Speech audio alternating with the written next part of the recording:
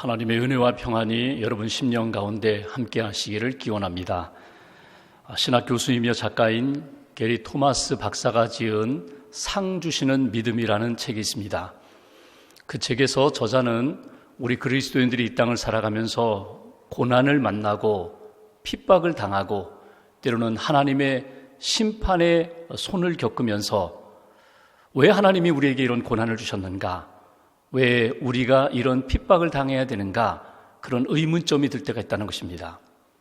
하나님이 때로는 우리에게 고난을 주시고 때로는 심판의 손길로 우리를 깨우치게 하실 때 왜 하나님은 우리에게 이런 고난을 주시는가? 세 가지 이유로 그는 설명합니다.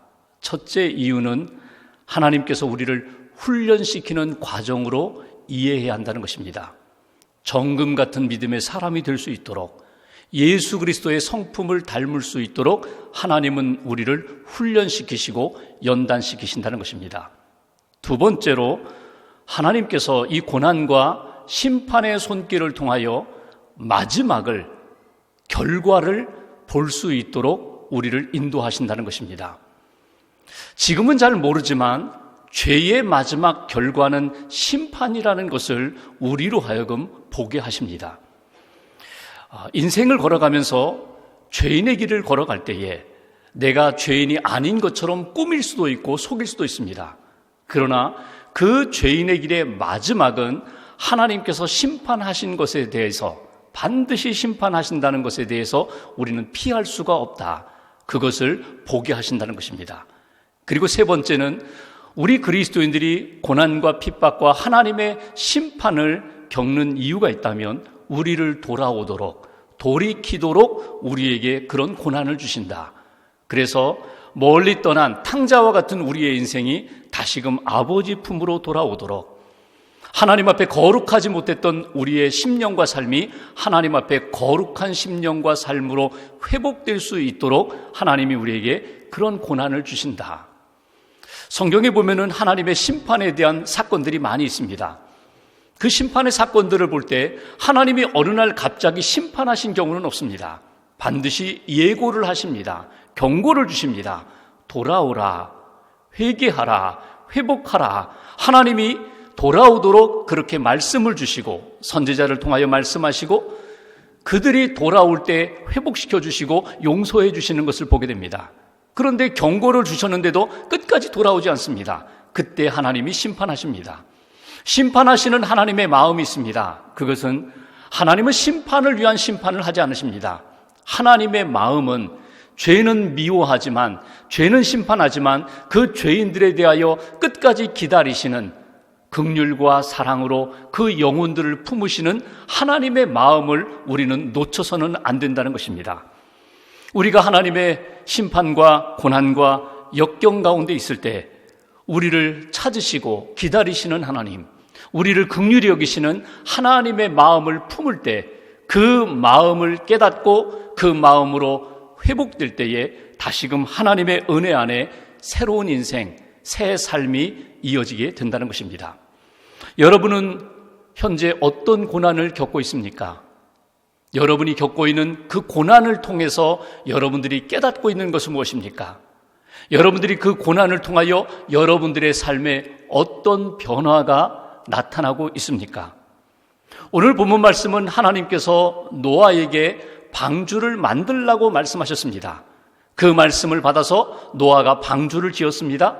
이번에는 하나님이 말씀하십니다. 너와 네 가족과 땅에 있는 짐승들, 공중의 새들 다 방주로 들어가라고 말씀하십니다.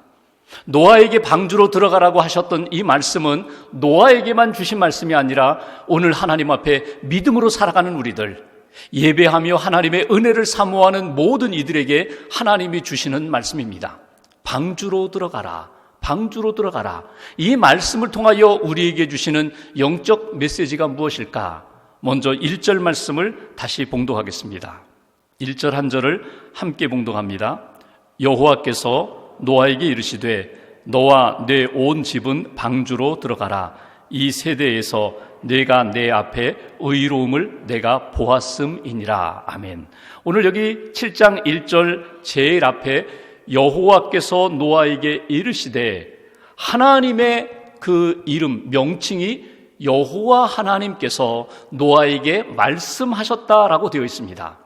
우리가 창세기 말씀을 읽어가고 있는데 창세기 말씀을 읽으면서 하나님의 두 가지 이름이 나타나는 것을 우리는 볼 수 있습니다. 하나는 우리말 성경으로 하나님이 말씀하셨다 이런 표현이 있고, 또 하나의 표현은 여호와께서 말씀하셨다라는 표현이 있습니다. 원문을 보면은 하나님께서 말씀하셨다라는 것은 엘로힘 하나님께서 말씀하셨다 그런 표현이고, 여호와께서 말씀하셨다는 것은 여호와 야훼 하나님께서 말씀하셨다, 두 가지 다른 이름으로 나타나는 것을 우리는 읽을 수 있습니다. 이름은 다르게 나타났지만 똑같은 하나님이십니다. 그런데 여호와라고 표현하는 것과 엘로힘이라고 표현하는 것에는 강조점이 좀 다르게 나타납니다. 엘로힘 하나님, 우리말 성경에 하나님이라고 표현되어 있는 그 엘로힘은 하나님은 우주적인 하나님으로, 그리고 하나님은 능력을 행하시는 권능의 하나님으로 나타나는 것을 볼 수가 있습니다. 예를 들면 창세기 1장 1절 말씀, 태초에 하나님이 천지를 창조하시니라, 이것이 엘로힘 하나님이십니다. 능력으로 창조하시는 하나님.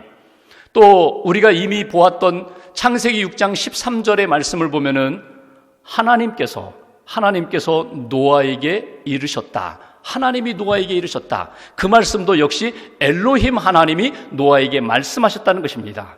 그래서 13절 끝부분에 보면은 내가 이 땅의 모든 것들을 멸하리라, 내가 멸망시키리라, 하나님의 권능이 나타나는 것을 보게 됩니다. 그런데 오늘 우리가 읽은 7장 1절 말씀에는 여호와께서 노아에게 이르시되 이렇게 말씀하고 있습니다. 무슨 의미가 있을까요? 여호와 하나님에게는 어떤 강조점이 있을까요? 여호와 하나님은 엘로힘 하나님과 비교해 볼 때 개별적입니다. 인격적으로 만나주십니다. 그리고 중요한 것은 말씀, 언약을 주시고 그 언약을 신실하게 이루시는 하나님을 표현할 때에 여호와 하나님이라고 표현한다는 것입니다. 하나님께서 노아에게 나타나셔서 하나님이 언약을 주십니다. 그 언약이 무엇입니까? 내가 너를 구원하리라. 내가 너를 구원하리라. 너는 불완전하여, 너는 연약하여 흔들릴 때가 있을지 모르지만 나는 반드시 내 언약을 이루리라. 그것이 창세기 6장 18절 말씀에 노아에게 주셨던 말씀입니다. 내가 너를 구원하리라. 그러므로 너는 방주를 만들라. 내가 너를 구원하리라. 그러므로 너는 방주에 들어가라. 그것이 오늘 7장 1절에 주신 하나님의 언약의 말씀입니다. 오늘 이 언약을 노아가 믿었다는 것입니다. 하나님이 나에게 주신 말씀, 하나님이 나에게 구원하시겠다고 주신 언약의 말씀을 노아가 믿고 방주를 만들고, 노아가 그 언약을 믿고 방주에 들어갔다. 그 노아의 믿음, 순종하는 믿음, 말씀에 순종하는 믿음을 통해서 우리에게 주시는 영적 메시지가 있다는 것입니다. 오늘 첫 번째로 방주로 들어가라고 하나님께서 노아에게 말씀하신 그 말씀 속에 우리에게 주시는 메시지가 있습니다. 하나님의 언약을 믿으라. 하나님의 약속을 믿으라. 하나님이 내게 찾아오셔서 구원의 약속을 주시고 복음을 주신 그 말씀을 외면하지 말고 관심을 갖고 믿음으로 받아들여라. 이것이 오늘 첫 번째 우리에게 주시는 메시지입니다. 물론 노아는 하나님의 권능을 믿었습니다. 하나님의 능력을 믿었습니다. 창조주 하나님도 믿었고 하나님의 놀라운 구원의 역사도 믿었습니다. 그런데 오늘 7장에 나오는 자기에게 찾아오셔서 말씀하시는 하나님, 특별히 언약을 부어주시고 언약으로 말씀하시고 그 언약을 이루시겠다고 하시는 하나님의 말씀을, 그 약속을 노아가 믿었다는 것입니다. 믿음이 있었기에 그는 방주를 만들 수 있었고, 믿음이 있었기에 오늘 방주로 들어가라라고 말씀하셨을 때 순종하며 방주로 들어갔던 것이 노아의 믿음입니다. 지난주에 말씀드린 것처럼 노아의 방주, 그 방주가 테바라고 말씀드렸습니다. 테바가 무엇입니까? 출애굽기에 보면은 모세를 담았던 갈대 상자가 테바입니다. 구원의 방주입니다.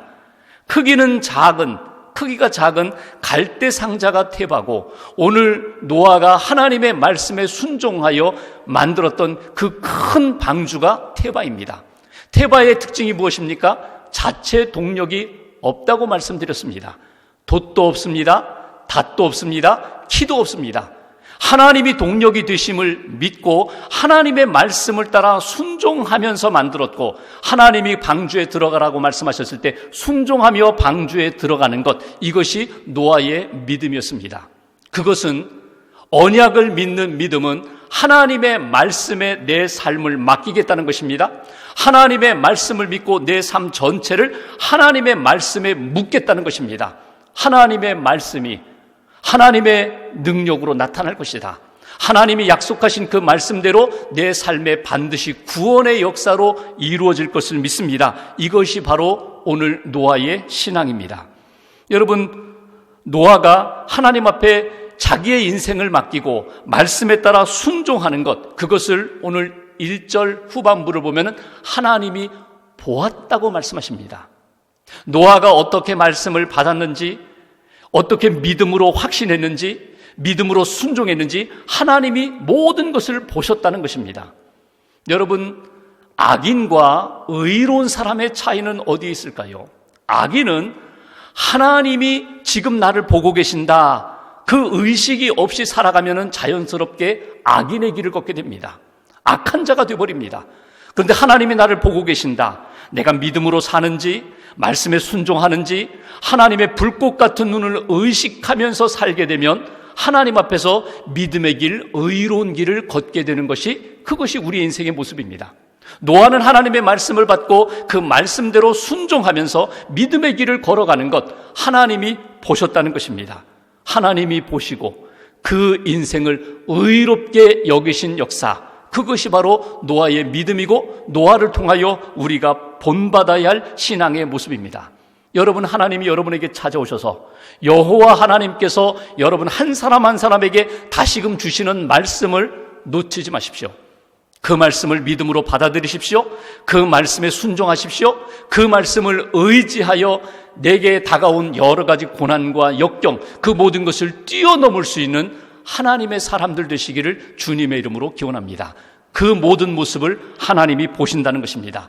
말씀을 따라 순종했던 노아처럼 하나님의 말씀을 믿고 순종함으로 하나님이 의롭다고 인정하실 만한 하나님의 백성, 주의 자녀들 되시기를 주님의 이름으로 기원합니다. 두 번째로, 오늘 방주로 들어가라 말씀하시는 하나님의 말씀의 영적인 교훈은 무엇일까? 2절 말씀 보십시오. 제가 봉독합니다. 너는 모든 정결한 짐승은 암수 7씩, 부정한 것은 암수 2씩을 4개로 데려오며, 여기 주목할 것은 정결한 짐승이 있고 부정한 것, 부정한 짐승이 있다는 것입니다. 그런데 조금 더 내려가셔서 8절 말씀 보십시오. 8절, 정결한 짐승과 부정한 짐승과 새와 땅에 기는 모든 것은, 9절 함께 봉독합니다. 하나님이 노아에게 명하신 대로 암수 2씩 노아에게 나와 방주로 들어갔으며. 오늘 여기 눈에 띄는 9절, 정결한 짐승이 있고 부정한 짐승이 있다. 그런데 하나님은 모든 짐승들, 내가 가서 찾아서 암수 1쌍씩 2쌍씩 찾아서 데려오는 것이 아니라 하나님께서 너에게로 나오게 할 것이다. 하나님께서 정결한 짐승과 부정한 짐승을 방주로 나오게 할 것이다. 너는 그 모든 짐승들을 방주로 들여보내라, 방주에 태우라 하시는 음성을 우리가 듣게 됩니다. 여기서 우리가 궁금한 것이 있습니다. 기준이 뭘까? 정결한 짐승과 부정한 짐승의 기준이 뭘까? 성경을, 창세기 7장을 아무리 뒤져보아도, 읽어보아도 기준이 나타나 있지 않습니다. 나중에 출애굽한 이스라엘 백성들이 광야 시간에 하나님께서 율법을 주실 때 레위기에 보면은 정결한 짐승과 부정한 짐승에 대한 기준을 주십니다. 내가 먹을 수 있는 짐승은 정결한 것이고, 내가 먹을 수 없는 것들, 먹어서는 안 되는 것들은 부정한 것이야. 하나님이 기준을 레위기에서 주십니다. 그러니까 정결함과 부정함의 차이는, 기준은 어디에 있는가? 그것은 내가 먹을 수 있는가 없는가에 달려 있습니다. 그런데 이미 지금 그것은 나중에 출애굽한 다음에 주신 말씀이고, 오늘 창세기에는 그 기준이 나타나 있지 않습니다. 우리가 나중에 읽겠지만 창세기 8장에 보면 노아의 홍수 다 마치고 방주에서 나온 노아와 그의 가족들이 하나님 앞에 제사를 드리는 장면이 나옵니다. 그때 하나님께서 정결한 짐승, 정결한 새 가운데 선택하여 하나님 앞에 번제로 드리라는 그런 말씀을 따라 번제로 예배 드리는 장면이 나옵니다. 그러니까 창세기 8장에 가면은 이 짐승으로 하나님 앞에 제사를 드릴 수 있는가? 그러면 정결한 짐승이고, 제사를 드릴 수 없다면 이건 부정한 짐승. 아마도 그때에는 하나님 앞에 예배 드리는 것이 기준이 되어서 정결함과 부정함을 나눌 수 있을 것입니다. 근데 오늘 본문 7장에는 그것이 나타나 있지 않아요. 정결함과 부정함의 차이는 어디에 있을까? 우리는 여기에 대해서 많은 관심을 갖는데 여러분, 이것을 한번 좀 뛰어넘을 필요가 있어요. 왜냐하면 정결함과 부정함의 거리가 그렇게 멀리 있지 않다는 것입니다. 우리 말로는 정결한 짐승, 부정한 것 이렇게 표현되어 있지만 원문을 보면은 정결한 짐승과 정결함이 아닌 짐승 이렇게 되어 있어요. 정결하지 않은 것, 자격 미달, 아직은 정결하지 못한 뭔가 조금 미달되어 있는 그런 짐승이 있다는 것입니다. 중요한 것은 하나님께서 정결한 짐승과 부정한 짐승, 모든 짐승들을 다 방주 안으로 들어오게 하셨다는 것, 이것이 중요한 핵심이 됩니다. 한마디로 은혜를 베푸셨다는 거예요. 모든 짐승들에게 은혜를 베푸셨다는 거예요. 특별히 부정한 짐승들까지도 하나님이 은혜를 베푸셔서 방주에 들어올 수 없는 짐승, 방주에 들어오게 하셨다. 이것이 오늘 주시는 하나님의 핵심입니다. 그렇다면 여기서 우리가 두 번째 메시지를 건져 올리게 됩니다. 방주로 들어가라. 이 말씀 속에 하나님이 나에게 베풀어 주시는 은혜를 잊지 말아야 한다는 것입니다. 하나님의 은혜를 힘입어야 한다. 하나님의 은혜를 힘입고 하나님이 베풀어 주신 은혜의 자리로 나아가는 믿음의 사람이 되어라. 이것이 오늘 우리에게 주시는 두 번째 메시지예요. 여러분, 오늘 방주에 정결한 짐승과 부정한 짐승이 들어갔다.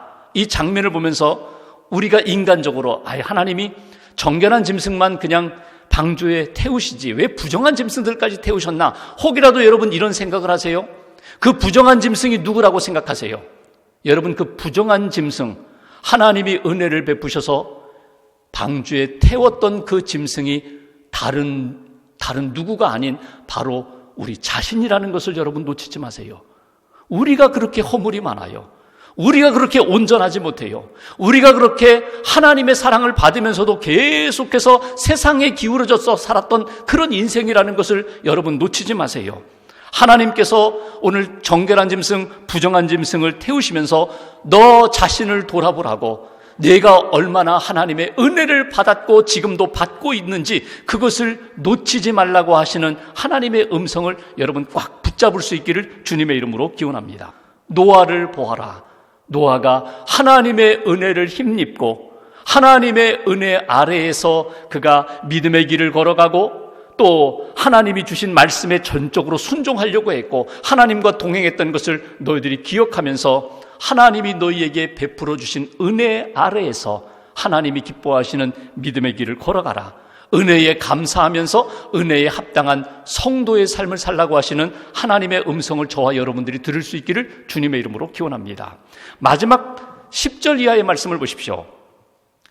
방주로 들어가라고 하시는 하나님의 말씀, 여기 10절에 보시면 7일 후에 홍수가 땅에 덮일 것이다. 11절 중반부에 보면은 큰 기품의 샘들이 터지고 밑에서 지하수가 터지듯이 샘들이 터질 것이다. 하늘의 창문들이 열릴 것이다. 그리고 12절 한 절을 같이 봉독합니다.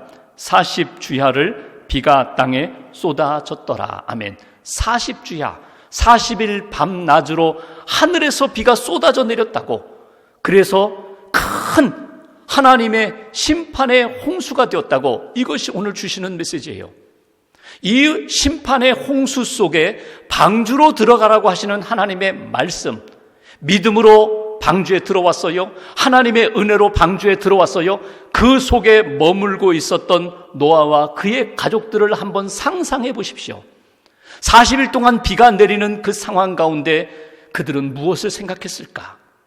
그들은 하나님 앞에 어떤 기도를 드렸을까? 여러분, 이 장면을 이렇게 그려볼 때 40일 동안 비가 내리는 그 장면 속에서 저는 이런 묵상을 하게 됩니다. 하나님께서 홍수 심판 속에 노아와 그의 가족, 하나님이 구원의 세례를 베풀어 주시는 장면으로 그렇게 한번 상상해 볼 수 있어요. 그 죽음의, 그 심판의 현장 속에서 홍수 가운데 하나님이 노아와 그의 가족 가운데 생명의 보호하심에 새로운 삶으로의 세례를 베푸시는 그 장면을 우리가 그려볼 수 있어요. 세례라는 것이 무엇입니까? 옛 삶을 끝내고 옛 삶은 죽고 이제 새 삶으로 시작되는 것, 그게 세례 아닙니까? 마태복음 3장에 예수님이 요단강에서 세례를 받으실 때 세례 요한에 의해서 요단강에 몸과 머리가 아예 잠겼어요. 여러분, 물속에 잠긴다는 건 뭐예요? 숨을 쉬지 못해요. 죽는 거예요. 그리고 다시금 물속에서 나올 때 푸 하고 나오잖아요. 다시금 사는 거예요.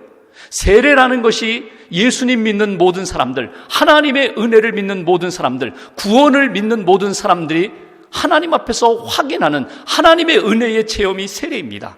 하나님, 나는 옛삶은 죽었습니다. 이제 그리스도 안에서 믿음과 복음 안에서 나는 새 삶을 삽니다. 이게 세례 아닙니까? 사도 바울이 고린도전서 10장에 보면은요, 이스라엘 역사 가운데 한 가지 사건을 이야기합니다. 그것은 이스라엘 백성들이 애굽에서 나와 홍해 앞에 섰을 때 그들은 죽는다고 생각했어요. 뒤에서는 바로의 군대가 쫓아오죠. 앞에는 홍해 바다가 딱 가로막고 있어서 어디 갈 수 없는, 피할 수 없는 상황 가운데 하나님이 어떻게 하세요? 홍해 바다를 가르셨어요. 그리고 이스라엘 백성들이 바다를 건너가게 하시고 다시금 홍해 바다를 원상복귀시키셨어요. 그래서 이제는 애굽에서 홍해를 건너 나온 이스라엘 백성들이 광야에서 다시금 애굽으로 돌아가지 못하도록 하나님께서 만드신 이 사건을 사도 바울은 고린도서 10장에서 이렇게 표현합니다. 그것은 바다 세례였다. 바다 세례였다. 바다 세례를 통하여 이스라엘 백성들을 구원하셨던 역사, 이렇게 해석을 해요. 그렇다면 오늘 여기 창세기에 나오는 하나님께서 40일 동안 비를 내려서 모든 죄악들을 다 심판하시는 사건 속에 노아와 그의 가족을 방주에 들어가게 하시고 구원하신 이 사건은 노아와 그의 가정 안에 베풀어 주신 다시 한번 하나님의 구원의 세례였다라고 우리는 이해할 수 있을 것입니다. 여기에서 우리에게 주시는 세 번째 메시지가 있어요. 여러분, 방주로 들어가라, 이 말씀은 하나님의 구원의 역사를 믿으라, 하나님의 구원의 세례를 받으라, 하나님의 구원의 사건을 체험하면서 오늘도 믿음으로 살라고 하시는 하나님의 복음의 말씀을 우리는 듣게 됩니다. 노아와 그의 가족이 방주에 들어간 것은, 여러분, 방주가 그들에게 있어서는 구원의 옷이 되었어요. 우리는 예수 그리스도를 힘입고 예수 그리스도의 십자가의 보혈의 옷을 입음으로 우리가 구원함을 받아요. 예수의 옷을 입음으로 새 사람이 되는 거예요. 오늘 노아와 그의 가족들을 방주 속에 들어가게 하시고 하나님이 그 모든 죽음의 사건 속에서 구원하셨던 역사를 간직하면서 우리 인생 가운데 어떤 고난과 어떤 핍박과 어떤 하나님의 심판의 회초리가 드는 그런 역사 속에서 너희들은 구원의 은총 가운데 하나님의 은혜를 사모하라. 구원의 방주로 들어가라. 그 구원의 방주가 예수 그리스도의 십자가의 보혈이, 예수 그리스도의 복음이 너희를 지키시리라, 너희를 구원하리라, 이 말씀을 우리는 다시 한번 확인받게 됩니다. 여러분 인생 가운데 여러분 삶에 찾아온 홍수는 무엇입니까? 어떤 분들은 질병의 홍수를 만나기도 하고, 어떤 분들은 경제적인 어려움의 홍수를 만나기도 하고, 어떤 분들은 사업의 실패의 홍수를 만나기도 하고, 사람들과의 관계 속에서 어긋나고 찢어지는 아픔의 홍수를 만나기도 합니다. 그러나 그 홍수 속에서 하나님이 우리에게 말씀하시고 은혜로 이끌어주시고 우리를 보호하시고 새롭게 세워주시는 하나님의 구원의 손길을 우리가 결코 놓쳐서는 안 된다는 것입니다. 아픔을 통하여 더 크고 놀라운 합력하여 선을 이루어 가시는 하나님의 구원의 손길에 붙들림 받는 저와 여러분 되시기를 주님의 이름으로 기원합니다. 그 구원의 하나님, 능력의 하나님을 저와 여러분 모두가 다 체험할 수 있기를 주님의 이름으로 간절히 기원합니다.